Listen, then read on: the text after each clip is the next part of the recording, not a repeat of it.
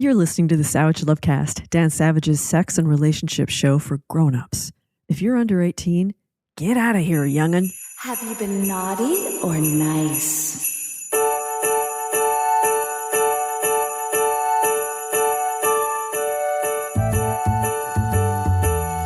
If you're stuck in a relationship quandary, or if you're looking for sexual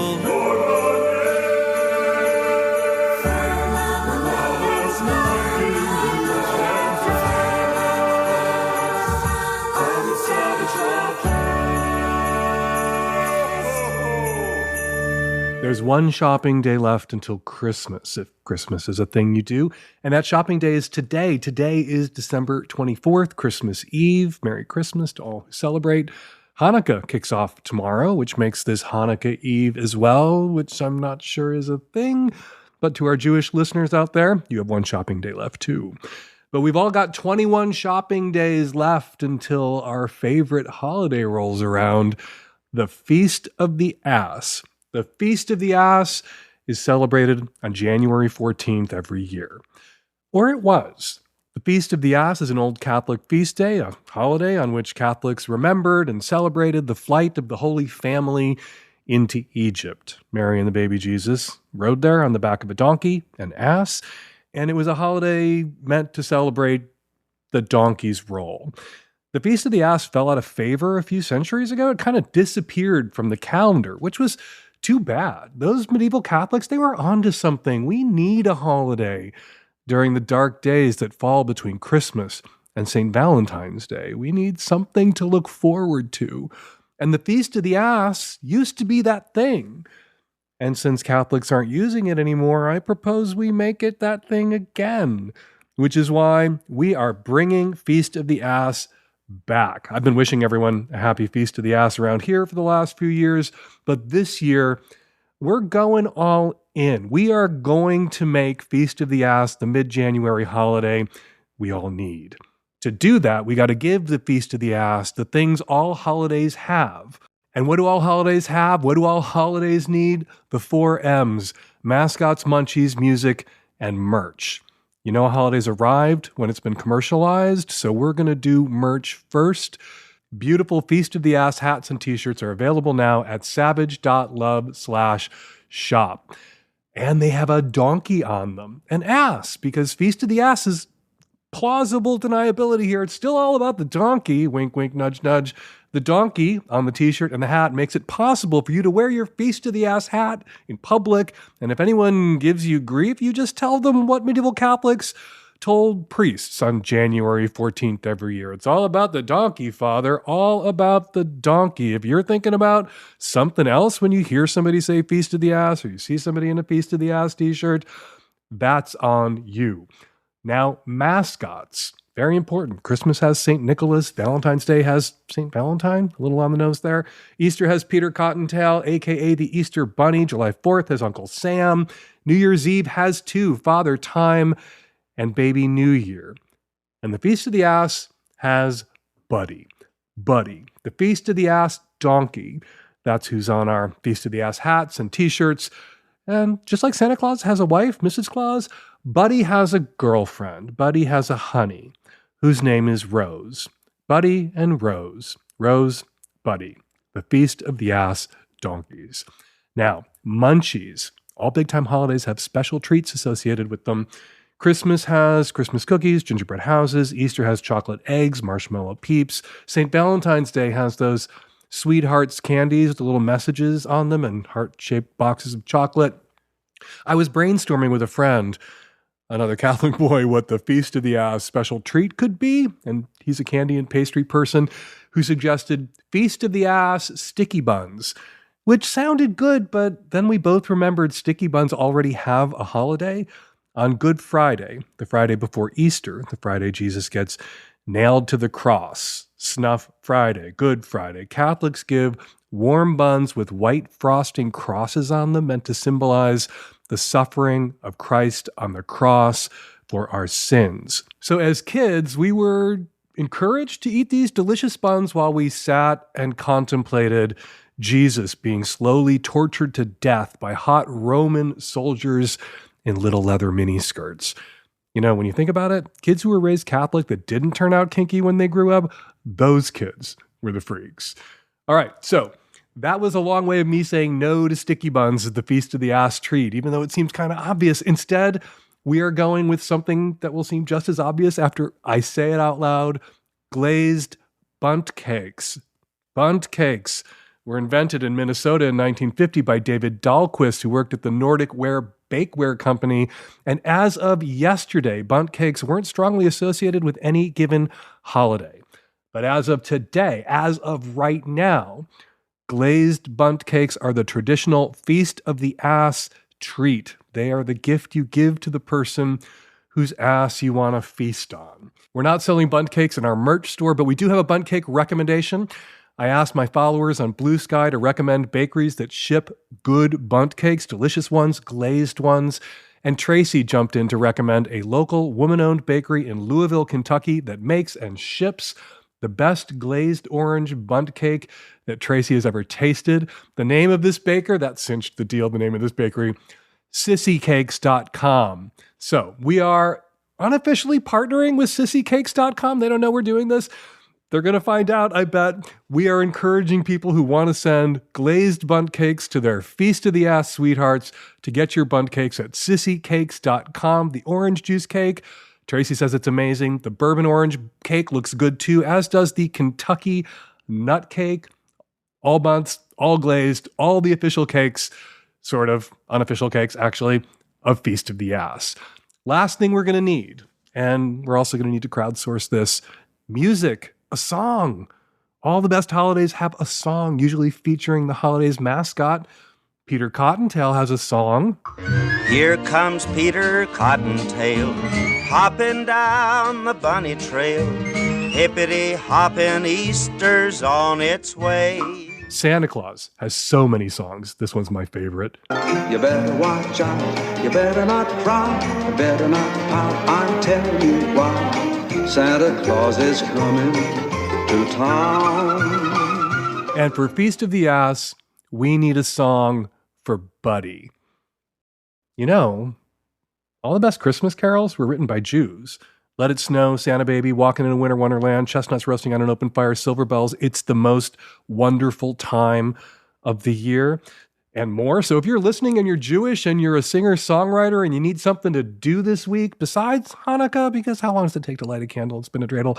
Write us the Feast of the Ass carol we need. Work in Buddy, that's a requirement, the Feast of the Ass donkey, and maybe Rose, Buddy's honey, and a glazed bunt cake mention would be nice because, you know, glazed bunt cakes are the traditional Feast of the Ass treat.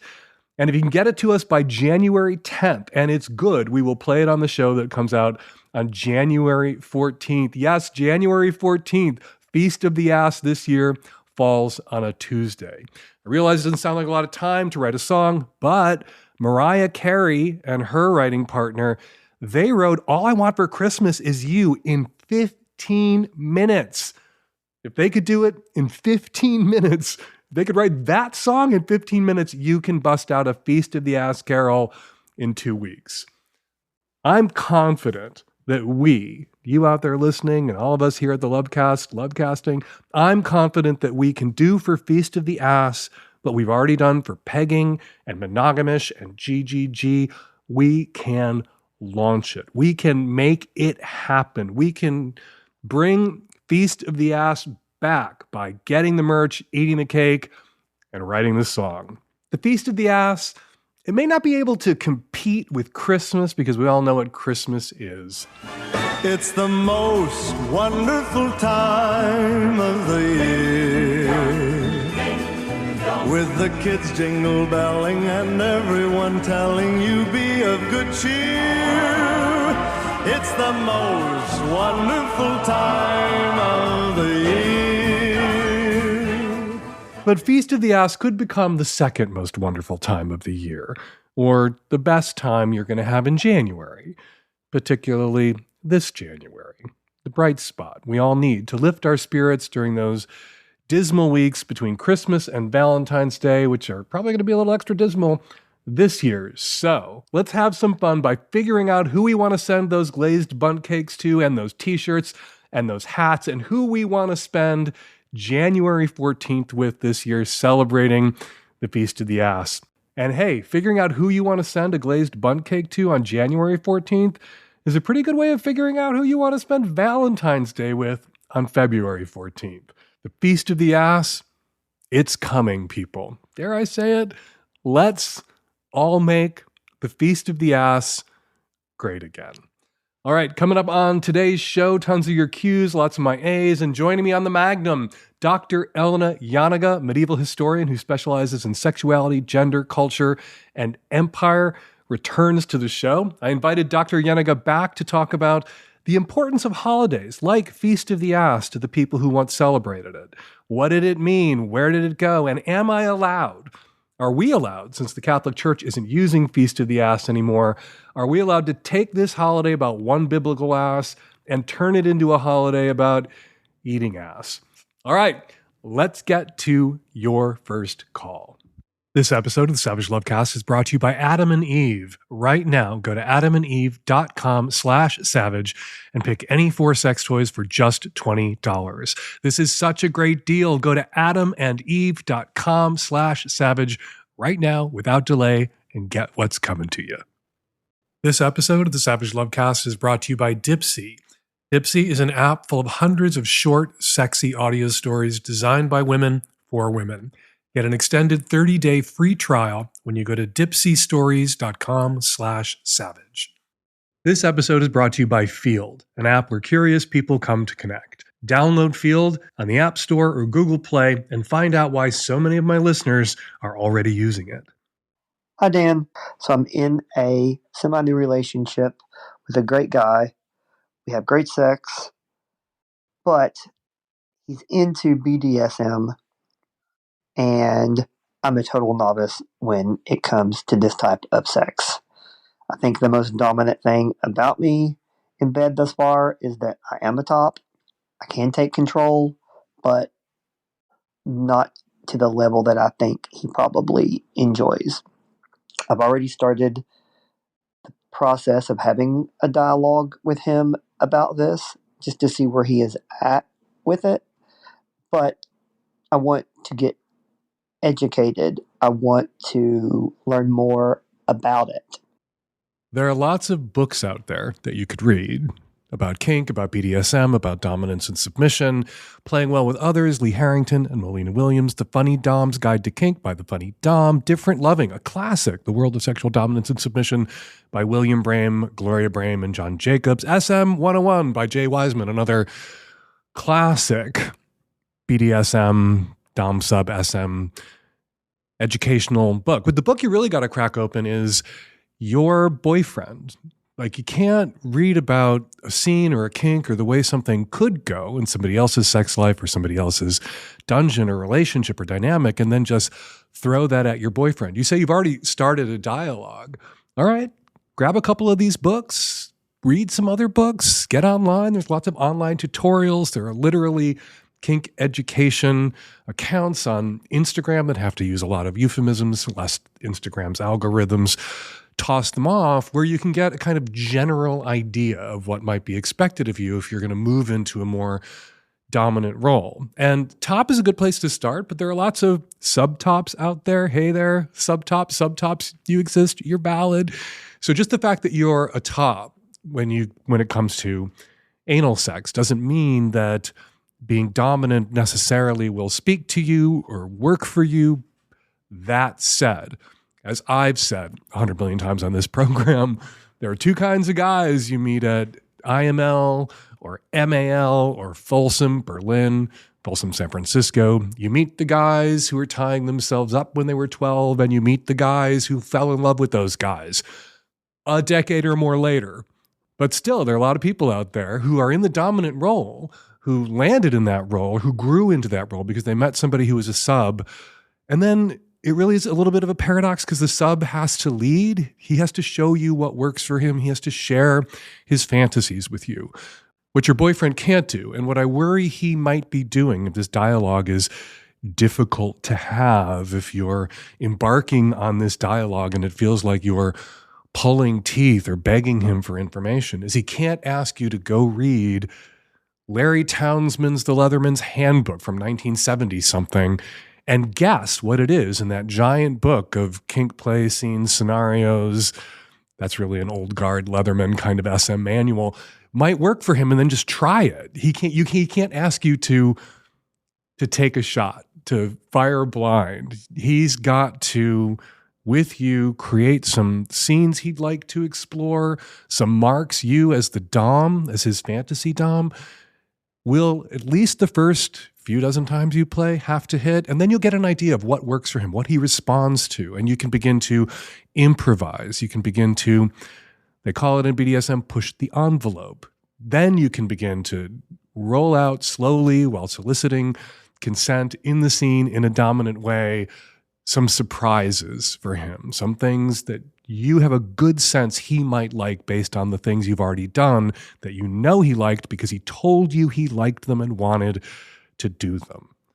Congratulations, you got a kinky boyfriend. You can be a great kinky boyfriend for your kinky boyfriend. You can become the dom that he fantasizes that you might be, but it's going to take time, and it's going to take not halting, stilted dialogue, not him dropping hints in the hopes that you'll just magically become the dominant boyfriend that he wants. He's really going to have to show you and tell you and hold your hand and lead you until you're ready to lead. This episode of the Savage Lovecast is brought to you by AdamandEve.com, who want you to start having more and better sex immediately. AdamandEve.com is America's #1 trusted source for sex toys. Their site is loaded with an amazing array of products to improve your sex life or kickstart your sex life. They have toys, furniture, vibrators, bondage gear, stuff for straight folks, queer folks. No matter who you are or what you're into, Adam and Eve has it, and you really should try something new once in a while. And right now, you've got to take advantage of this brand new deal from Adam and Eve at adamandeve.com/savage. Pick any 4 sex toys for just $20. This is the best deal they have ever offered. It's for a limited time only, so get your 4 sex toys while supplies last. There's something for everyone. 4 toys for $20. Literally, you could save up to $175 with this exclusive offer. For the holidays or for the Feast of the Ass coming up on January 14th, treat yourself or your partner or your partners to the best gift you can give them, the gift of sexual pleasure and variety and new experiences and new toys. Go take a look at adamandeve.com/savage to see what 4 toys will be yours for just $20. It's the only way to get this offer. Once again, adamandeve.com/savage. Go and get it. Hi, Dan. I'm a cis bi 47-year-old female in a 5-month DS poly relationship who was a sex worker in my 20s. I started stripping when I was 17, did porn, was a feature entertainer, did clients, partied, all the things. I was also very good at what I did and honestly enjoyed many aspects which shouldn't be diminished. I've stepped in and out of the BDSM scene over time and perhaps not surprisingly have some sadomasochistic kinks. I got my first job outside of the industry at 30, and I worked my way up into a successful career. I earned a master's degree at an Ivy League university. I took a break from sex and dating for 5 years to work on myself and my education. Post-graduation, I got the career of my dreams, which I absolutely love. I am extremely proud of the work that I put in, and I'm so happy with who I am today. My background helped drive me. Nonetheless, there's this fear of sharing this and the consequences that come with that. Post-grad school last year, I finally thought I might be open to the possibility of exploring the BDSM scene again. I met my current partner, and we fell fast and hard. I let him into my life, and I trusted him to care for me. He's my sir and my daddy, and I gave myself to him in ways I never had before with anybody else. I told him about my past, and things began to turn. He says it takes his power away, is demasculating, and the sickness of learning new details, bit by bit, fills him with fear that is debilitating. It's taken away our power dynamic. I'm with a man who has a whole playroom and is an expert at so many things, but he won't engage with me in that way because he cites a loss of power and fear he feels with me. You can imagine how that makes me feel. I've asked not to talk about it or to try couples counseling, and he was less than receptive. He's dug in on this, and he's made it clear that this will not go away. That to work through this, he wants to know everything, every detail. He's given me an extensive list of questions to answer that I find absolutely degrading. Here we go. How old were you when you started stripping? What prompted that decision? What were the contributing factors or things that you had not shared with me yet? How long were you a stripper? Was having sex for money outside of porn a regular ongoing part of your work as a stripper? How many men have you had sex with, professionally, with or without pay? Which I feel goes to that old question, why does he want to know my number? How many women? Sex includes giving, receiving hand jobs, oral sex, vaginal sex, anal sex, or using toys. Like I don't know what sex is. How many threesomes have you had with two men? With a man and a woman? With a woman? How many gangbangs have you had? 3 or more men and you. How many orgies have you had, including 6 or more men, women, or a combination of both? Orgies with only women, 4 or more. Which celebrities have you had? All right. I've heard enough. The list of questions goes on and on and on. And you know what? There is an alternate universe where I might encourage you to answer each and every one of those questions. But in that alternate universe, your sir, your daddy would be into this. He would be turned on by who you were, by the sexual journey that you were on that eventually brought you to him. And he would want to know the answers to these questions because it made his dick hard to know the answers to these questions because he was in awe of you and your sexual experiences and your sexual history. And there was something about hearing about it from you where then he reflected back at you admiration and arousal. But what you're getting back from this guy is, I'm a daddy and I'm a dom and I'm an insecure bag of slop. And I'm also controlling and I'm also going to use these things, or I'm using these things. I'm using your sexual history, not to, as your dom and your daddy, build you up, but to dismantle you, to take you apart piece by piece. Do not fucking answer these questions in this universe with this iteration of this man. Because each answer you give him is not going to satisfy his curiosity. It's not going to make him feel more secure in the relationship. Each answer you hand him is going to be a stick that he is going to beat you with, and not in a hot, sexy, consensual, punishing, my sub kind of way, but in an abusive, controlling, emotionally abusive way. Run from this guy. You are a kinky 45-year-old, gainfully employed, highly educated woman. You are in demand. You can write your own ticket. Great. This guy has a playroom and the sex was good and there were good experiences.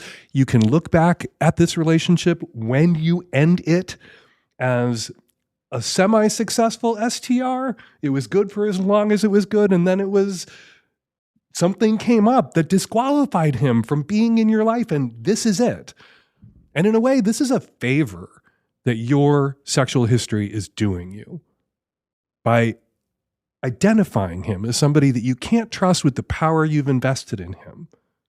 You now know what it may have taken you much longer to find out, that he's not worthy of your submission. He's not worthy of your time, of your pussy, of your anything. And you need to get the fuck rid of him. There are other guys with playrooms out there. And if you find a hot guy who's got a great dom streak, you can build a playroom together with that guy. You've got a job, you've got the money. Build your own fucking playroom. You do not need to keep fucking this one dude just because he has a great playroom. Fuck that. There are other guys out there who will regard every dick you sucked before you got to his as an achievement, as something hot and sexy and wonderful and interesting and complicated about you that makes him more excited to be with you. Not a weepy bag of insecure slop who's attempting to weaponize his precious feelings to shame and control you. Fuck this. Don't fuck this guy. Stop fucking this guy. But, fuck this guy and run from him. This episode is brought to you by Dipsy to tempt you to go check Dipsy out, I'm going to make you listen to this description for the Dangerous Games series. After Xavier's party ends, you accidentally discover his hidden life of BDSM while looking for your coat. Instead of embarrassment, you feel curiosity stirring. He notices your interest and offers to teach you everything as long as you can keep a secret. Dipsy is an app full of hundreds of short, spicy audio stories. Dipsy brings scenarios to life with immersive soundscapes and realistic characters. Discover stories about second chance romances and hot and heavy hookups. Yes, some involving BDSM adventures. There's also a growing library of erotic fiction at Dipsy for you to read. New content is released every week, so in between listening to your favorite stories again and again or rereading your favorite stories again and again, you will always find something new to explore at Dipsy. Dipsy offers a modern approach to romance through high quality and captivating audio fiction. And for listeners of this show, Dipsy is offering an extended 30-day free trial when you go to dipsystories.com/savage. That's 30 days of full access to everything at Dipsy for free when you go to dipseastories.com/savage. Let them know the Lovecast sent you, dipseastories.com/savage. Hi, Dan. I have a pretty kind of sensitive question here. I'm a twin. I'm in my mid-30s, and basically I got married about 18 months ago, and my husband is amazing and great, and yeah, that's all perfect. I love my twin sister. She's absolutely great. I worry about her sometimes because she's never had a boyfriend that I know of, and I would know. We went to the same university. We worked together for like 6 years, so we're super, super close. And I'm probably guilty of this. Sometimes I ask her a lot about like how the app's going. Are you going on dates? And she says yes, and she tells me about the apps and stuff like that. And I got a little over curious when she was staying at our house, like maybe 2 weeks ago. And when she was in the shower, I may have gone through her phone. And then I saw that she did not have any of these apps downloaded that we talked about. Now, maybe she's got them on her computer. I don't know. But I just feel like the dates that she told me about were lies. I'm not sure. And I'm just worried about her because I know that she wants to have a family and kids. And I just feel like she should get out there and maybe not just tell me she's getting out there, but I worry about her a lot and I want her to be happy. So I don't know if I'm like forcing the issue, but yeah, I don't know whether I should say to her, like, do you want me to set you up on a date? Like, I know lots of really nice guys in my work, so I could totally do that. But yeah, our mom has offered in the past to set her up, but she's just not into that at all. But yeah, she's a really great and beautiful person. And yeah, I just want her to be happy. So any advice? Is your sister unhappy? Based on the facts in evidence, which is just an anodyne statement from your sister that she might like to have a partner and kids someday, I don't think we can jump to the conclusion here that your sister, just because she doesn't have in her life what you have in your life or what you and your mom might want for her, is unhappy. Leave your sister the fuck alone. Stop digging through your sister's phone. Why might she be telling you she's on the apps and going on dates if she's not? Well, your sister could be asexual. I'm recalling something I read in Ace Advice Dad's book, recent guest here on the podcast, about how one of the ways asexual people are brutally oppressed in our culture is allonormativity, that everyone is expected to want marriage and family and kids, or at least romantic partners, or at least sex. And people who don't worry that they will be seen as broken or damaged or mentally unwell. And so they will tell people who want those things and have those things, and oh yeah, I want those things too. I would like to have what you have someday. And they don't fucking mean it. But they're saying what they think their family needs to hear, their friends need to hear, the culture wants to hear from them. And so just stop. Just stop. Your sister, if she wants to go on dates, will download the apps. Your sister, if she wants you to set her up with people, will tell her that she wants you to set her up with people. Stop spying on her. Stop invading her privacy. And stop for just a year as an experiment. Stop giving so much weight to what she tells you she wants. And give some weight to not what she says, but what she does, her actions, and assess without projecting onto her your values and what would make you happy, whether or not she's happy, whether or not she's content with her life as is. And if she is, just back the fuck off, back 1,000 yards off, leave the football stadium, leave her alone, and yet be in her life and support her. And if she confides in you about being unhappy and single, you can offer some encouragement and advice. But if all you're getting from her is, oh yeah, one day maybe I might like, and then she doesn't do anything about it, but she's not unhappy, take no for an answer. I don't want what you have. Sometimes people have a hard time saying that. Sometimes people who would rather be alone, would rather be single, would rather be childless, will tell me that they feel judged and shamed by their family and friends who have kids, who have partners, who have families, for not wanting any of that shit. And they don't feel like they can be honest with their friends and family because their friends and family take it as a personal attack that that kid doesn't want what this other kid wants. And then, are you saying that what I have isn't wonderful and valuable? No. She's having a hard time saying if she is asexual or aromantic, that she's content. So back away the fuck off. Leave your sister the fuck alone. Don't look in her phone ever again. Respect her privacy. And if she wants somebody in her life, she'll figure it the fuck out for herself, like you did, like all adults do. This episode is brought to you by Field. It seems like so many of my listeners are talking about and using Field these days, and with good reason. Field lets you have control of your matches, not some creepy algorithm. Field is an app where curious people come to connect. On Field, you have the breathing room to explore your own desires, free from gatekeeping. Here's what that looks like. You decide who and what you like. Sifting through an avalanche of likes is exhausting. On Field, you can filter your likes based on preferences like sexuality, desires, gender, and age, which makes it so much easier to cut straight to the likes from like-minded people. No algorithmic gatekeeping on Field. The only person who can determine what you like is you. To honor the complexity of human desire, Field presents you with all options and leaves you in control of your experience.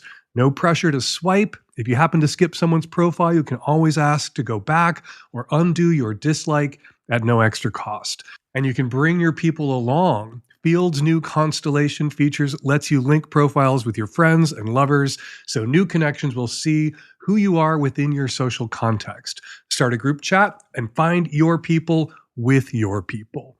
There's no limit to how many times you can change your sexuality, desires, interests, or gender identity at Field. In fact, 62% of Field members evolve their sexuality, interests, and desires within their first year on the app.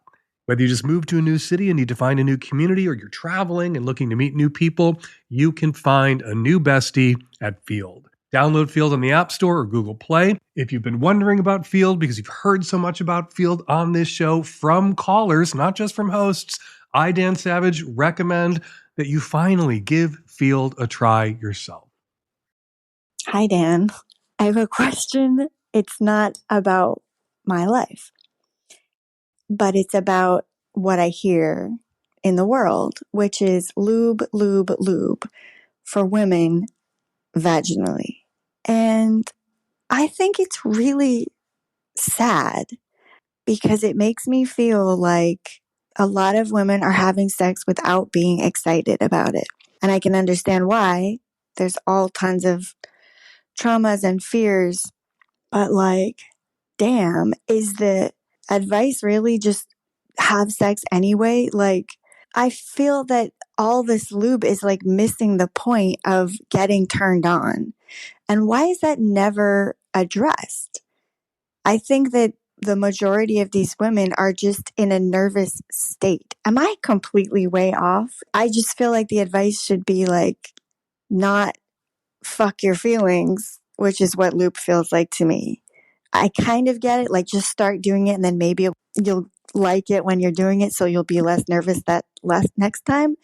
But it feels like it's just like, no, forever lube, always lube. And it's like, to me, it seems like if your vagina isn't getting wet and slippery, then you're not excited to have sex. Like, you're not turned on, and that's the problem. So how is that just never mentioned? It's just lube. Who cares if you're turned on? Just start having sex. Can you enlighten me? You got to do the work before you lay the pipe.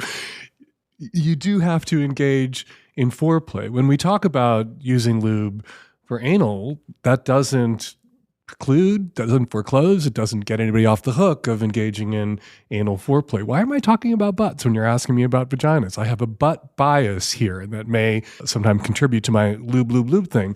The issue, though, and I think maybe we've overcompensated on emphasizing the use of lube, the okayness of lube, that some people may need lube, including some people who are women, some people with vaginas may need lube, is that some people do have dry vagina syndrome. Some people also, as they age, just like some men, as they age, will be excited about having sex, they'll be aroused, and the erection won't be there, and they'll need to take a boner pill, and that shouldn't be stigmatized, and it shouldn't be regarded as evidence that he's not into you or not attracted to you.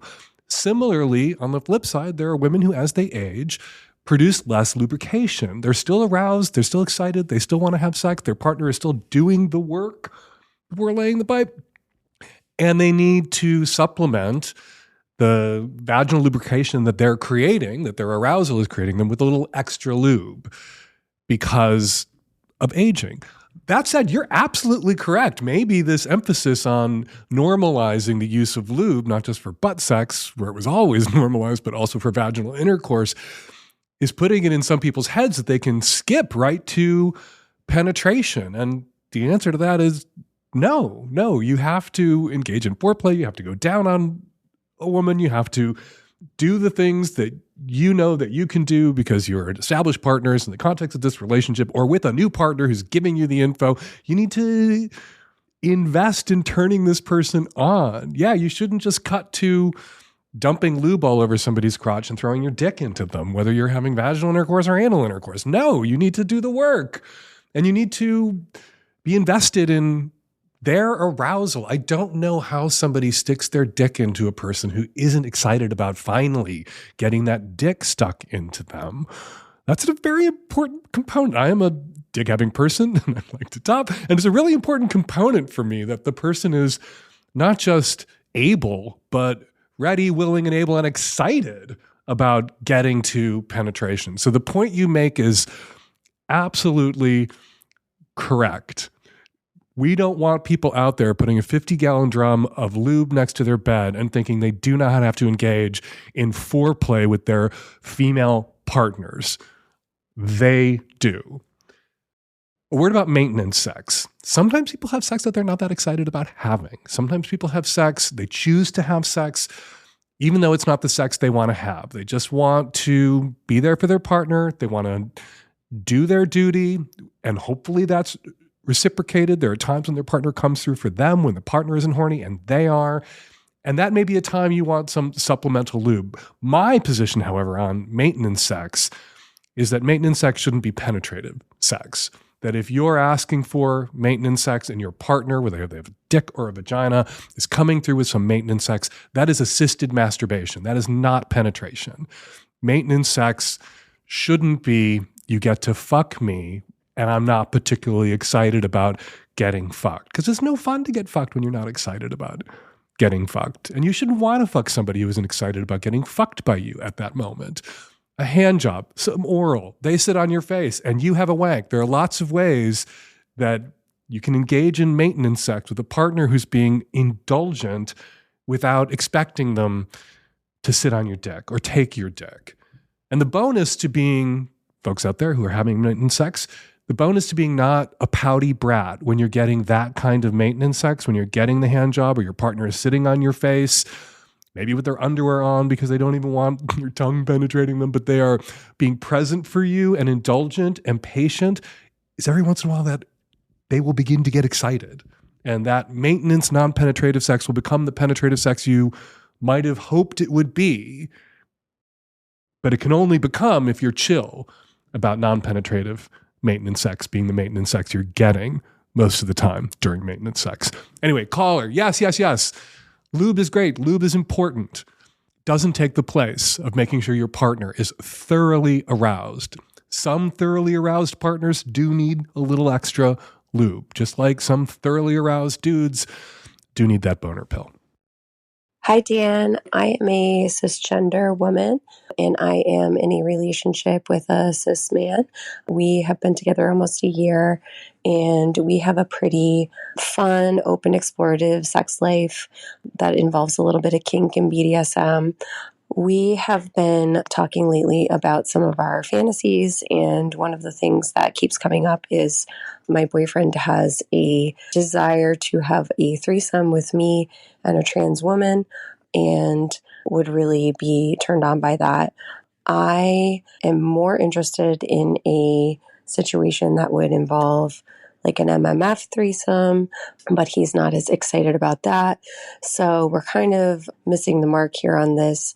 He has had some experiences in the past with trans women and men in drag, and they haven't been particularly fulfilling for him or enjoyable to the extent that I think is possible, because he was pretty nervous at the time and is starting to feel a little bit more like he could enjoy that more fully, just being more kind of confident about his sexuality and whatnot. I would like for him to have that opportunity to explore his sexuality and to have that experience. Part of what he's interested in is being bottomed. He's actually more dominant with me, though we have explored some ideas around how he could be, more in a sub position with me as well.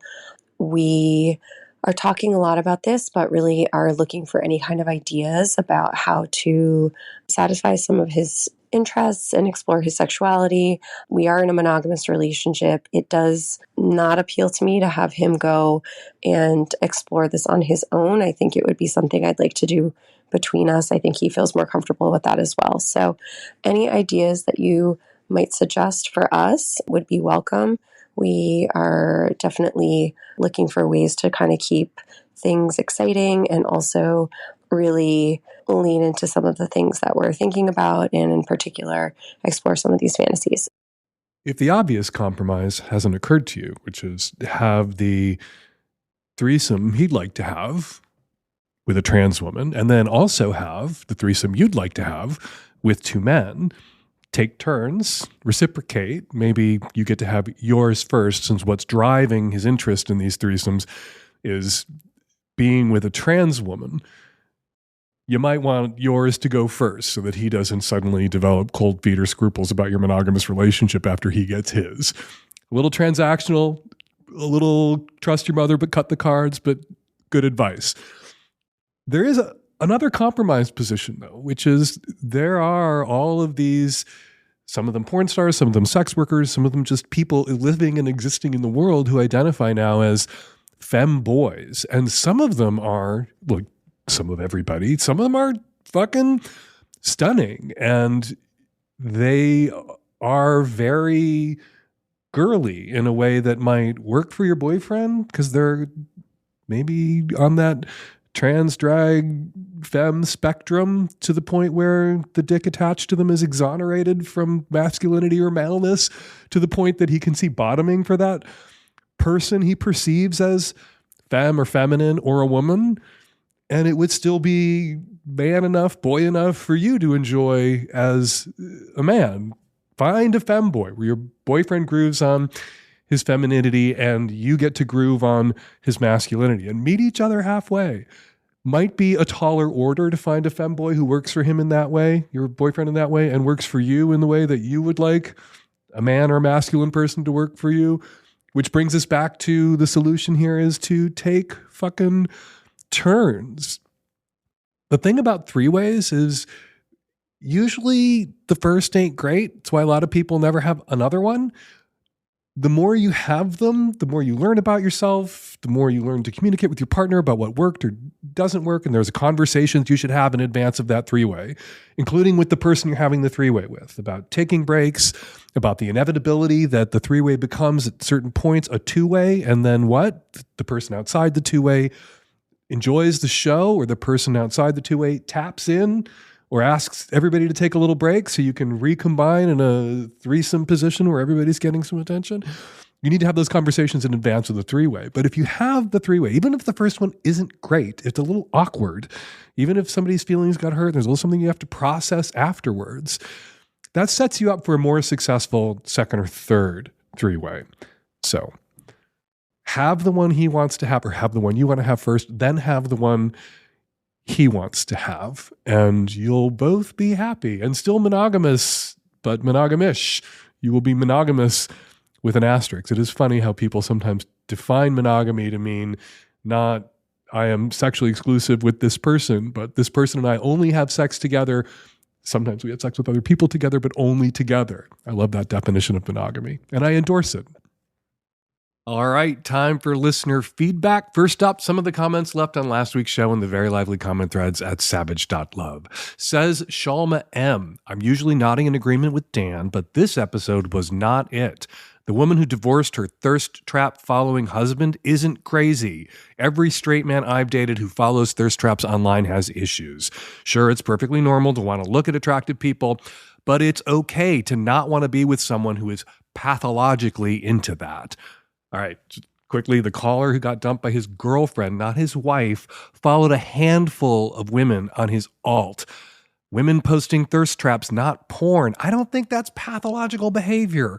What I think is pathological is rounding every man who follows a few hot women on Instagram or TikTok or whatever up to pathological porn addict.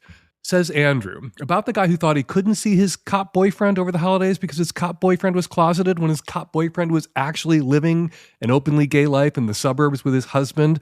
Andrew says, I'm thinking closeted cop probably reeled in the caller with a kind of fantasy. There are lots of gay men out there who are turned on by the thought of a fling with someone heteroflexible, bi-curious, on the down low, etc. And these flings can sometimes be freer of relationship expectations, gay community drama, etc. So I imagine this guy, the cop, has probably had more success on the gay apps with the narrative closeted macho cop than he would with the narrative of half of a bourgeois suburban gay couple seeking side piece. Finally, says Dolly, I watched the Lily Phillips documentary, and more concerning to me than having sex with 100 men was a clearly inadequate production plan. Lily mentioned having a team of 9, yet there were condoms discarded all over the floor. Why wasn't one of her crew in charge of throwing the condoms away and changing the sheets? And the men who were ejaculating on her eyes? Dancers at strip clubs have better production and better security than Lily did on the set of that film. All right, for more listener feedback, check out Struggle Session. Well, not right now. Don't check out Struggle Session right now because I am taking a break from Struggle Session over the holidays. New Struggle Sessions will resume on Thursday, January 2nd. But now, everyone's favorite part of the show, mine included, the part where I shut my big gay mouth and my listeners get the last word. Hi, Dan. I'd never heard the term Eskimo brothers in true American puritanical style. It's silly, and that there's a much better term out there, which is fuck-in-law. Someone sleeps with someone that you once slept with, so they are your fuck-in-law. The phrase we have for that here in the UK is custard cousins. Wiener cousins.